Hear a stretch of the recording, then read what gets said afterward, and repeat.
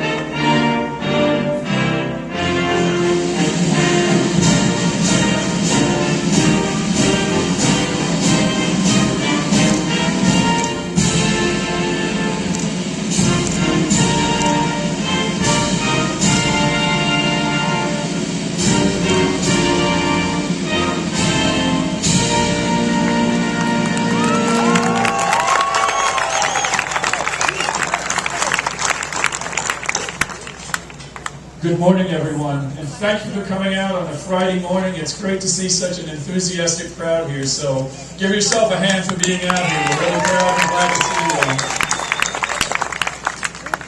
all. I'm David Morse. I'm the Chief of the Technology Partnerships Division and the Dean of Students here at NASA Ames Research Center. I bet you didn't know we had a Dean of Students, but we have a lot of students here in the summer. We want to make sure they have a great experience and join our workforce. It's my great pleasure to serve as your MC today and to welcome you to today's historic flyby of NASA's Space Shuttle Endeavour and its 747 shuttle carrier aircraft on their last ever flight. Indeed, the last ever mission for the shuttle program. We often hear that something is, and I quote, a once-in-a-lifetime experience. Well, that certainly is true today. For virtually all of us, this is the first time we have ever seen a shuttle in flight mated to its carrier vehicle. And this is definitely the last time that anyone will have a chance to see such a flyby. Plus, this is the first time that the shuttle has flown in the skies over Northern California. So relax, enjoy our short program today while awaiting Endeavour's arrival, and relish in the fact that you are watching history in the making as America's and NASA's 30-year shuttle era comes to a glorious conclusion. Let me share with you a few facts that you might not know about Shuttle Endeavour. It is the youngest of NASA's 5 space-going vehicles, having served the nation for 19 years following its first liftoff in 1992. While Endeavour embodied many new innovations, including a drag parachute and advanced avionics, much of the orbiter was assembled from spare parts that remained from the construction of shuttles Discovery and Atlantis. Endeavour was named in a student competition, and the name was chosen to honor British Captain James Cook's HMS Endeavour and its epic 18th century voyage of discovery in the South Pacific. In fact, all of the shuttles were named after historic ships of expedition. In addition to its many technical accomplishments, which people will speak to, Endeavour broke new ground sociologically on a 1992 mission when it carried the first African-American woman to fly in space, Mae Jemison, the first Japanese astronaut, Mamoru Mori, and the first married couple to fly on the same mission, Mark Lee and Jan Davis. Over the course of its 19-year spaceflight career, Endeavour logged nearly 123 million miles and completed more than 4,000 orbits of the Earth. Not bad for the baby of the family. Now I'd like to invite our first speaker to the podium to welcome you, to offer his perspective on the shuttle program and today's events, and to tell you of his great pride in the role that NASA Ames Research Center and our scientists and engineers played in making the shuttle era such a wonderful part of America's space legacy. Please join me in welcoming the director of NASA Ames Research Center, Dr. Simon P. Pete Worden.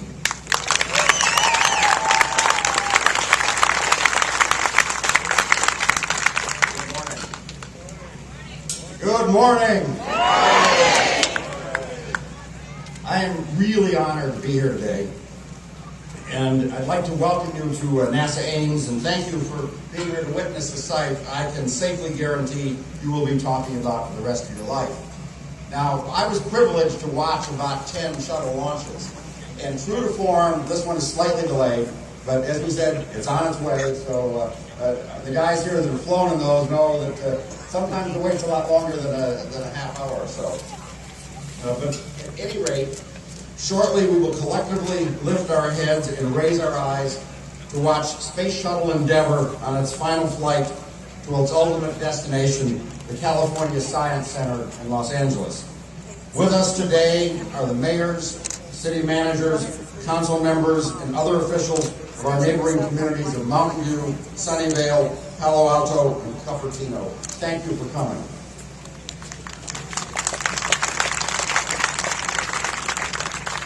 I also want to thank our entire congressional delegation for the support of NASA and Moffett Field. Some of their staff members are also here with us this morning, so thank you.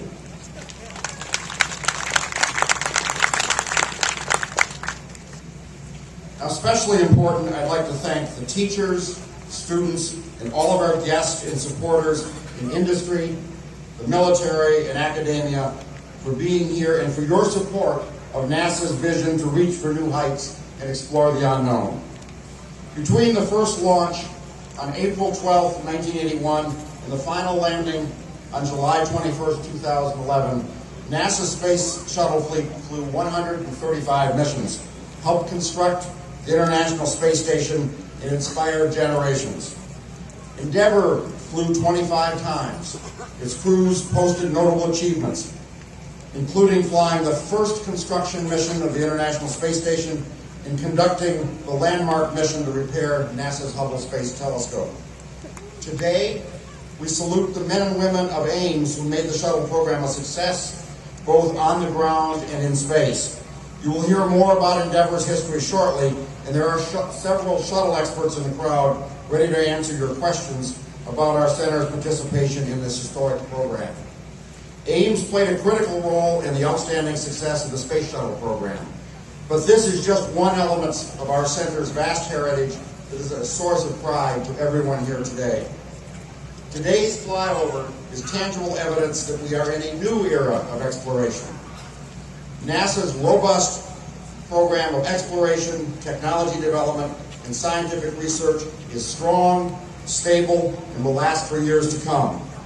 Ames is known for creating strong, innovative partnerships, and we look forward to further strengthening our ties with the private sector as the commercial aerospace industry assumes a greater role in this new era of human and scientific space exploration.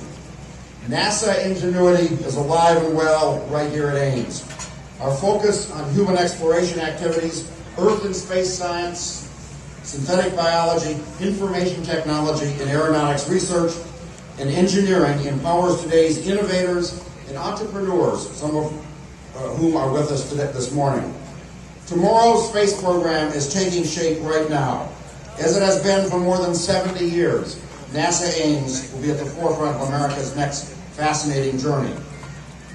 There is so much to learn, and as an astronomer myself, I'm looking forward to it. We continue to making bold new discoveries with missions like Kepler, Sophia, and Laddie, all of which are finding worlds around other stars, finding how the universe began, how we began, and how life itself began. Curiosity, the largest rover ever sent to another planet, is now in place on Mars and doing its job. Our Ames, no Curiosity. Our Ames team of world-class scientists and engineers work tirelessly to ensure the success of Curiosity's landing. I'm proud that Ames is playing a major role in Curiosity's scientific research for clues whether life has existed or still exists on Mars. Now, perhaps one of the students here today will recall this moment of watching the Space Shuttle Endeavour pass overhead when she or he steps foot on Mars sometime in the 1930s or the 2030s. Yeah, we can't talk about that other program, it was classified.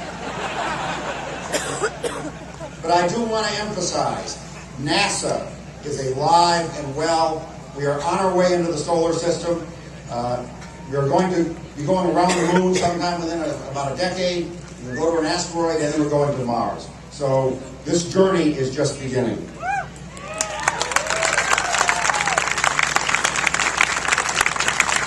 Again, thank you for coming and sharing this once-in-a-lifetime experience with our Ames family. And as we say to any space travelers that are going on a long journey, Godspeed. So I say Godspeed to the shuttle, Godspeed to Ames, Godspeed to NASA, and Godspeed to America and our colleagues around the world. We are on our way. Thank you.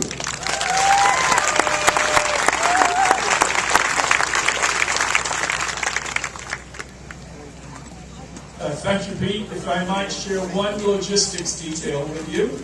I'm told that we have a lost and found by the main entry point where you came in. We don't want anybody losing possessions or small children, so if that is the case, please, anything you find or anything you lose, go to the lost and found, and we will do our best to put you back together with your possessions or your kids. Our next speaker is a local man, born in Sacramento and a former NASA Ames Research Center employee. He holds a doctorate in mechanical engineering with a minor in aeronautics and astronautics from Stanford University. He was selected to the astronaut program in December 1994 and subsequently flew on 4 space shuttle missions, 3 times on Shuttle Discovery and once on Shuttle Endeavour. Overall, spanning 4 Space Transportation Systems, the official name of the shuttle missions, 85, 95, 114, and 130, he logged more than 48 days and 19.8 million miles in space, including more than 20 hours of spacewalking.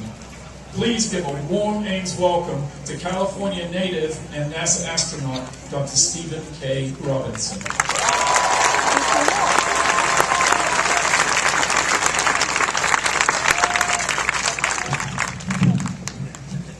Does NASA rock or what?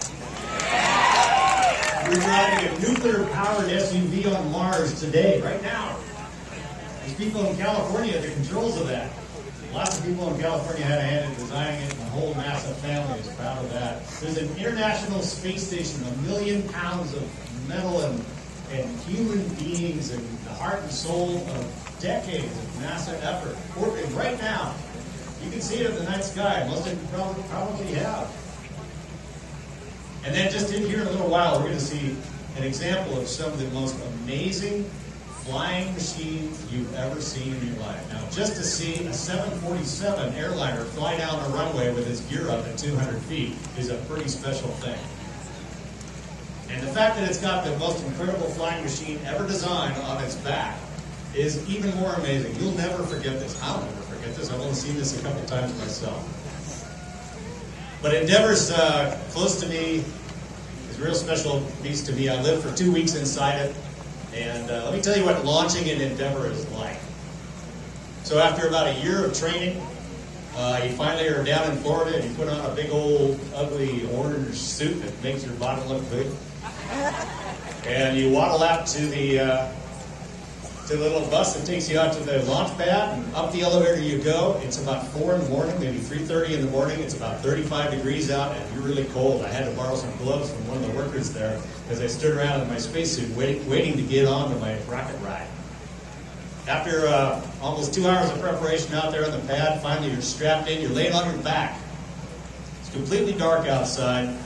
The engines start, there's a huge rumble and shake. And then when the solid rocket boosters, those big white rockets on the side, when they light, it's like being rear-ended at a traffic light on Castro out there. It's really a big jolt, and you're off to the sky. We went up through a cloud layer that was lit up like the 4th of July, even from the inside of the shuttle. I've seen about 10 shuttle launches, about 4 from the inside, and this was the most spectacular one I'd ever witnessed from either inside or out.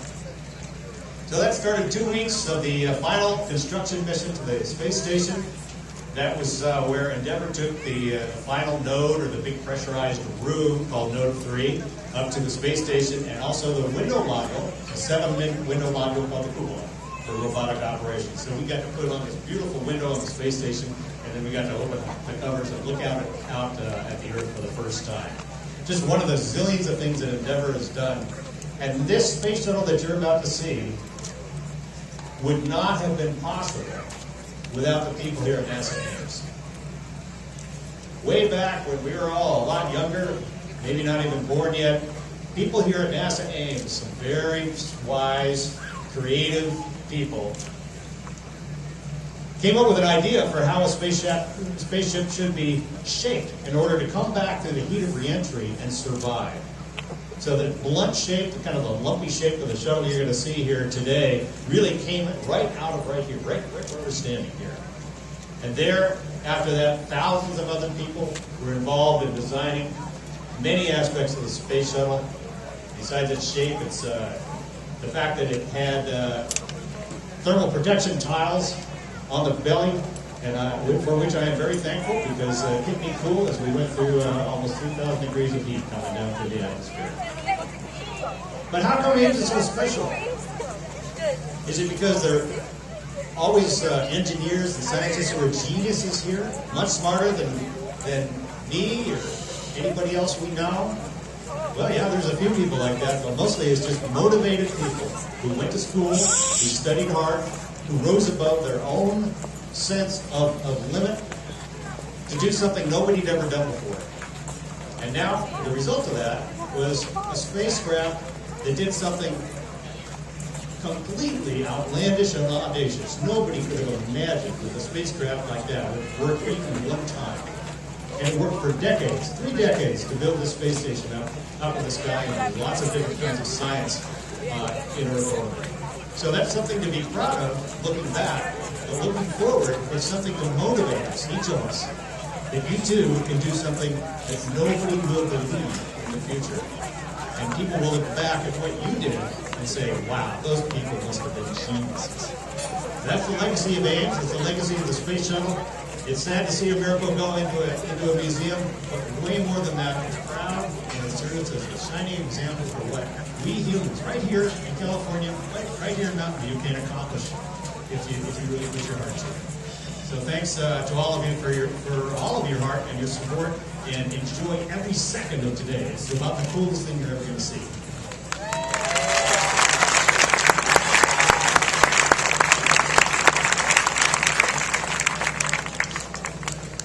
Thank you, Steve. And I want to say on behalf of all of us, we really appreciate your contributions to the shuttle program, to the space program, and to the nation. And it's just that much extra special for us that you're a local guy, so thank you.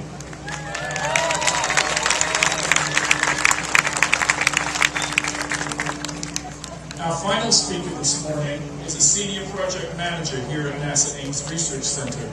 He provided direct and on-call support for space shuttle operations from 2005 to 2011 in his role as manager of NASA Ames Shuttle Operation Program. NASA's Spaceflight Awareness Program honored him recently for his outstanding support of human space flight. So to offer you his perspective on NASA's shuttle program and Ames' roles and contributions, please welcome John Allmen.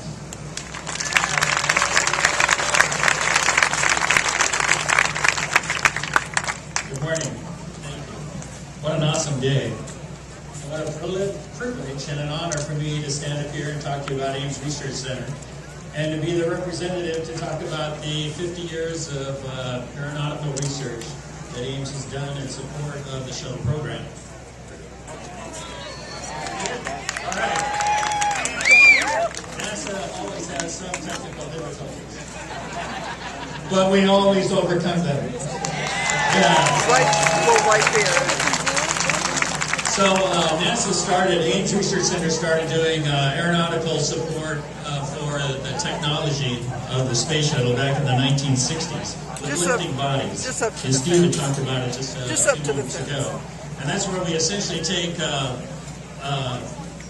glider, which the shuttle is, and we dropped it up in high altitudes and studied it as it fell down to Earth, literally falling. You only get one pass to land when you come down in the shuttle. There's no fire rounds, so everything has to be perfect. That technology was started here at Ames back in the 1960s. In the 1970s, Ames started doing wind tunnel testing for the shuttle. So all of our wind tunnels here were heavily involved. We did about 90% of the aeronautical research that went into the shuttle stack. And the stack is, during launch, you have the external tank, the two solid rocket boosters, and the shuttle mounted on the back of that.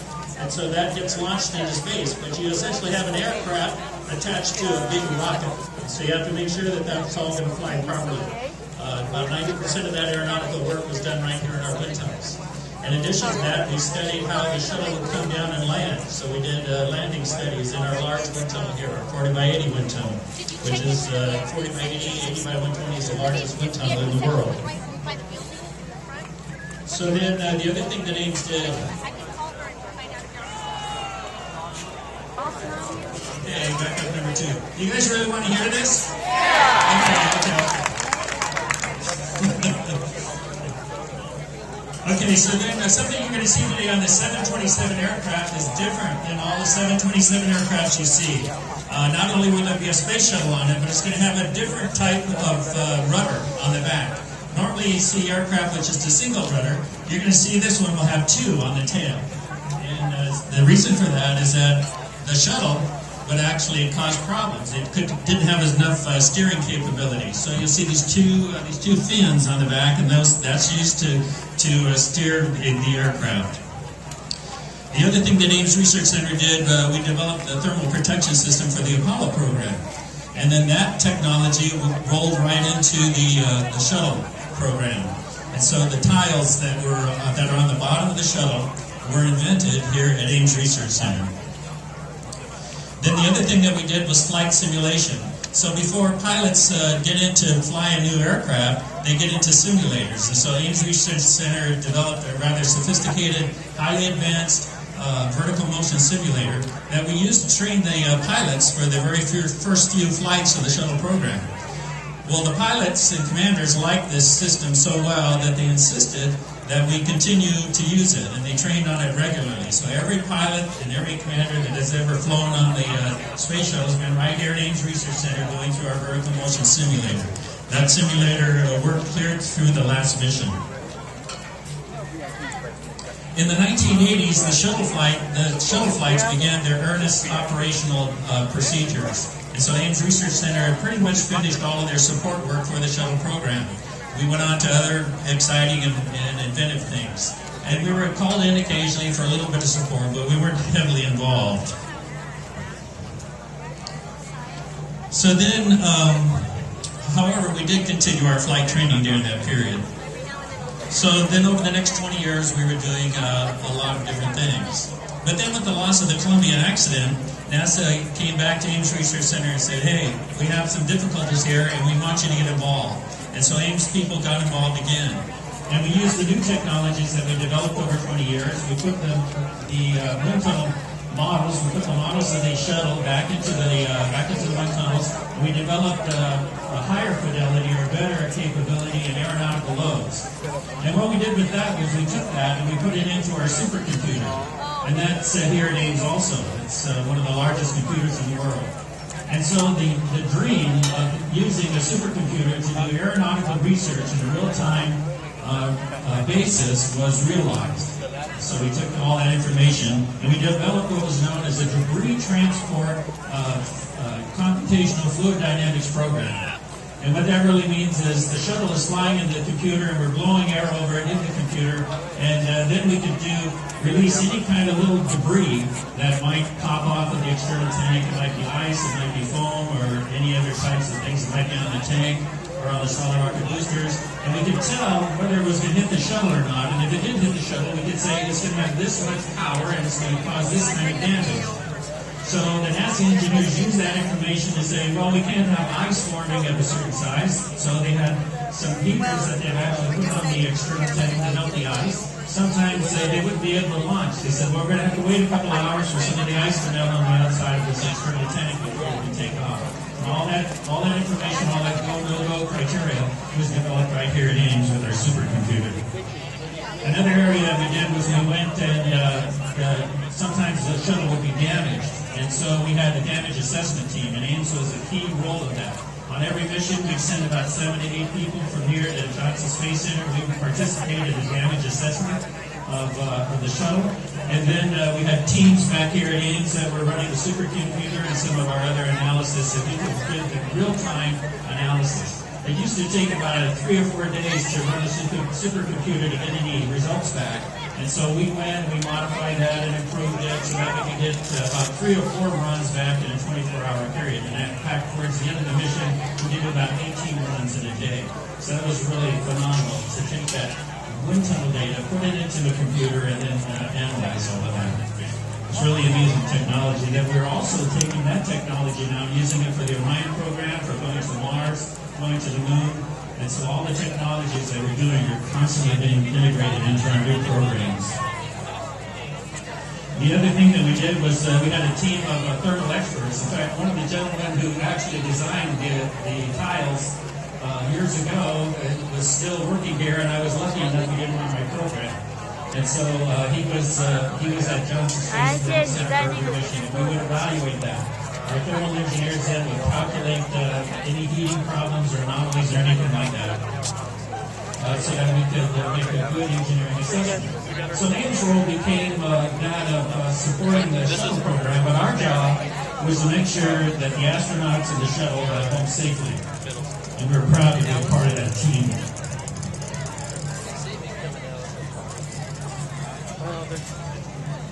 So then the other aspect that we did was the airframe structures. We were responsible for all the structure on the shuttle airframe. And so our engineers were supported with that too. We took care of all of the shuttle data, engineering data for that, and all the control. Yeah, he's still on the way. So the legacy of the Innovation Center and all of the technologies that we've developed have actually given us a leap into the future. It's totally amazing to me how someone comes up with an idea and we kick it around a little bit. We get some really, really smart people that come in and work together as teams.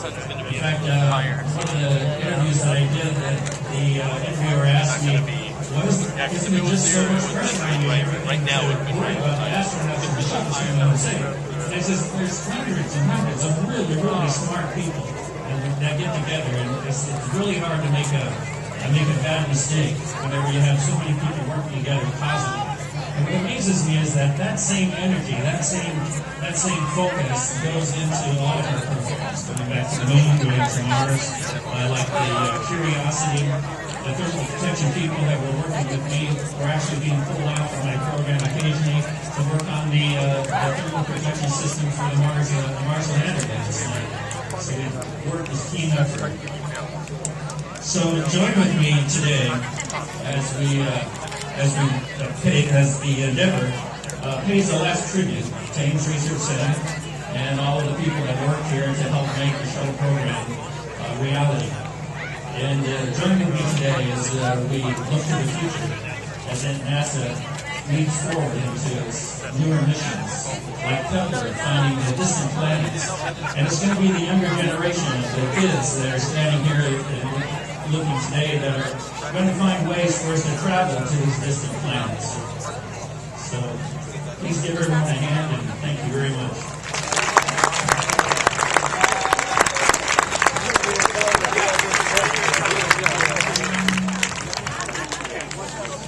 Thank you, John.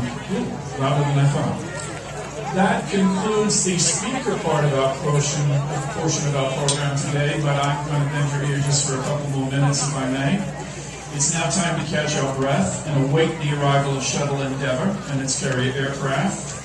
We departed Dryden Flight Research Center at 8:17. So, as we like to say in NASA terms, nominally, we're expecting arrival now about 10:17. It's flying north over Sacramento. It's going to fly over San Francisco, and then we expect it to approach coming from the north down the runway.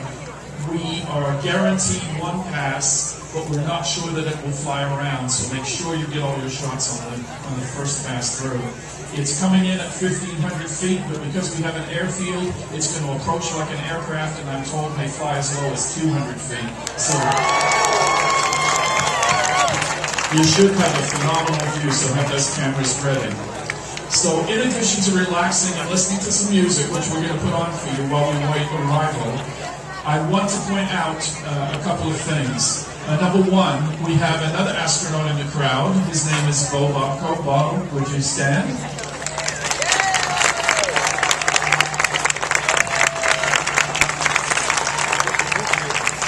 Bo is wearing the green vest, as you see, and Bo is eager and ready and willing to answer any of your astronaut questions. So all those questions you want to ask, especially these kids from local schools over here, come find Bo and he will tell you the answers.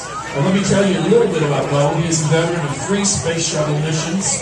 He logged more than 386 hours in space, and he served as commander of Space Transportation System STS-51D, Shuttle Discovery, in 1985. So in addition to Bo, we have several subject matter experts you've been hearing about, wearing white vests and yellow vests and anything else we can dig out of the closet and put them in. So those people around, feel free to approach them. And then, as you probably noticed, you probably want to catch them on the way out, because I'm not thinking many people are going to give up their viewing positions. But we have a number of booths set up in front of the Flight Operations Building next to the gate where you enter, with exhibits and very knowledgeable people to explain Ames' contributions to International Space Station utilization, supercomputing, thermal protection systems, space biosciences, the Kepler and Sophia missions, education outreach. So please pay them a visit, if you wish to now, but more likely on your way out.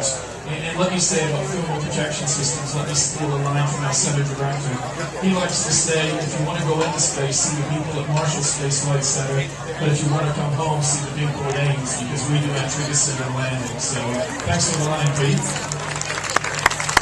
So we're going to entertain you, hopefully, with some music now, and I will be back to give periodic updates. They're texting me on my phone with the position and location of the shuttle. Nominally, ETA, NASA acronym, estimated time of arrival about 10:17. So depending on how it circles, we'll be back with you, and I'll give you updates as they come available. Thank you very much.